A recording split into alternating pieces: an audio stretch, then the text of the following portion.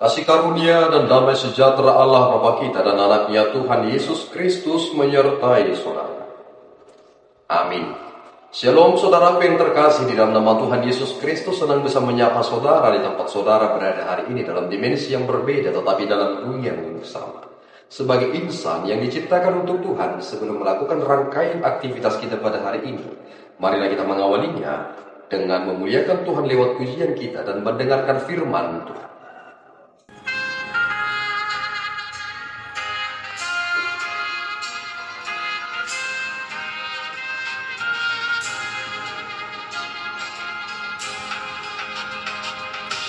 Sada goarna umuri, siana sagoari, goari Tuhan Yesus, hidona umuri, goari Tuhaki, holani doendeki, goari Yesusi, dopa malu lohaki. Saende hon mangowana, burju hati dakoni,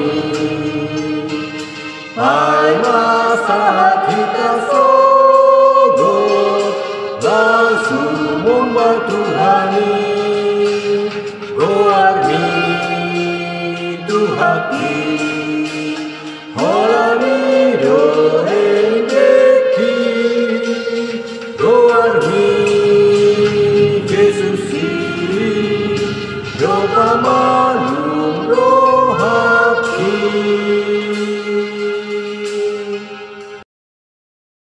Renungan firman Tuhan pada hari ini terambil dari Ibrani 1 ayat 4. Jauh lebih tinggi daripada malaikat-malaikat, sama seperti nama yang dikaruniakan kepadanya, jauh lebih indah daripada nama mereka. Demikian firman Tuhan. Saudaraku yang terkasih, judul perikop kita hari ini adalah Allah berfirman dengan perantaraan anaknya. Ini menjadi menarik, karena ternyata apa yang kita pahami dari semua keberadaan yang ada pada saat ini dalam konsep pasca kondisi, semua adalah pewahyuan yang tidak lengkap. Wahyu umum yang kita pahami itu bukanlah wahyu yang lengkap. Sehingga ketika Allah ingin menunjukkan otoritasnya, ingin menunjukkan tentang kehendaknya, angin tidak berbisik kepada saudara. Tetapi siapakah yang berbicara kepada kita, yang membuat firman Tuhan itu begitu dekat dengan kita? Jawabannya adalah Yesus Kristus. Ada hal yang khusus kita harus perhatikan terkait tentang nats ini, supaya kita melihat strukturnya, struktur berpikirnya dari ayat 1 sampai ayat yang keempat, bahwa sebenarnya Kristus adalah perantaraannya, dan dia adalah anaknya yang tunggal, yang ditetapkan sebagai orang yang berhak menerima segala yang ada. Oleh dia Allah telah menjadikan alam semesta. Ini menjadi catatan perlu bagi kita. Oleh dia Allah menciptakan alam semesta. Ketika kita berpikir dari Injil Yohanes pasal yang pertama, pada mulanya adalah Allah. Allah bersama-sama dengan Allah. Firman itu bersama-sama dengan Allah. Dan Allah di dalam firman-Nya tidak ada yang menjadi jika tanpa dia. Segala sesuatu dijadikan oleh dia. Itu merujuk kepada firman. Dan kemudian kita melihat kepada kitab Kejadian bahwa ternyata Allah berfirman, maka jadilah. Tentu ini menjadi perenungan yang sangat penting bagi kita, bahwa ternyata untuk memahami tentang rencana Tuhan, bagaimana hal yang Tuhan inginkan terkait tentang pribadi kita, kita hanya tahu dari dirinya sendiri, bukan dari bumi ini. Pengertian itu bukan datang dari bawah ke atas, tetapi dari atas ke bawah. Dan inilah yang menuntun kita kepada kebenaran. Dan hal itulah yang membuat kita memiliki pondasi iman yang benar.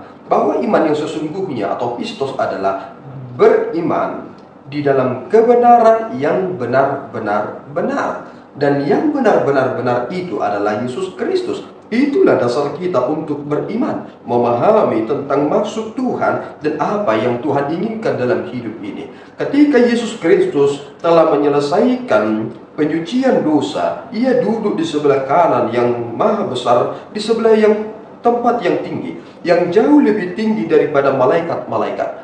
Analogi berpikir yang pernah dipakai oleh Paulus, Yesus Kristus pernah seolah-olah lebih rendah dari malaikat karena mengambil natur kemanusiaan.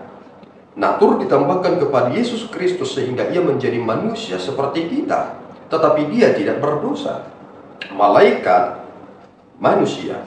Tetapi ketika Yesus Kristus telah menyelesaikannya, maka tahtanya lebih tinggi daripada malaikat-malaikat. Malaikat tidak pernah disebut sebagai anakku engkau. Penyebutan itu hanya tunggal. Makanya kita harus benar-benar memahami tunggal itu berbeda terkait tentang konsep satu dan juga konsep keesaan. Tetapi Yesus disebut sebagai anaknya yang tunggal karena Dia adalah anaknya yang benar-benar anaknya. Kita ini bukan anaknya yang sungguh-sungguh. Kenapa? Karena kita ini anak-anak iblis setelah kita berdosa, karena nenek moyang kita, Adam dan Hawa, berdosa sehingga kita tidak 100% menjadi anaknya. Untuk menjadikan kita sebagai anaknya, jalan satu-satunya adalah anaknya sendiri, yakni Yesus Kristus. Dan itulah iman sejati. Mari saudaraku merenungkan ini, karena tahta itu dikaruniakan kepadanya jauh lebih indah daripada nama malaikat. Hanya nama Yesus Kristuslah, ketika kita menyerukan namanya, beriman kepada namanya, kita diselamatkan. Kita tidak beriman kepada Gabriel. Meskipun Gabriel itu yang menjadi pemberita pesan terkait tentang keselamatan yang akan diterima oleh manusia, tetapi kita tidak beriman kepadanya. Kita hanya beriman kepada Yesus Kristus, yang tidak ada nama di lain selain nama Yesus Kristus yang kita mendapatkan keselamatan. Mari bersyukur atas nama yang sungguh agung ini. Yesus Kristus adalah Tuhan dan Juru Selamat kita. Amin. Kita berdoa. Ya Tuhan, kami bersyukur atas berkat-Mu. Terima kasih Bapa atas anugerah tuntunan yang telah Engkau beri kepada kami. Kiranya Tuhan menolong kami supaya kami sungguh-sungguh hidup seturut dengan kehendak-Mu. Kami memuliakan-Mu di dalam penyembahan yang benar. Terima kasih Bapa atas anak-Mu yang tunggal itu yang Engkau serahkan kepada kami lewat penyucian dosa kami. Kini kami berserah ke dalam tangan-Mu. Tuhanlah yang menolong kami. Di dalam Yesus kami berdoa dan mengucap syukur. Anugerah Tuhan kita Yesus Kristus, kasih setia Allah Bapa kita, dan persekutuan Roh Kudus menyertai saudara. Amin. Tuhan Yesus memberkati.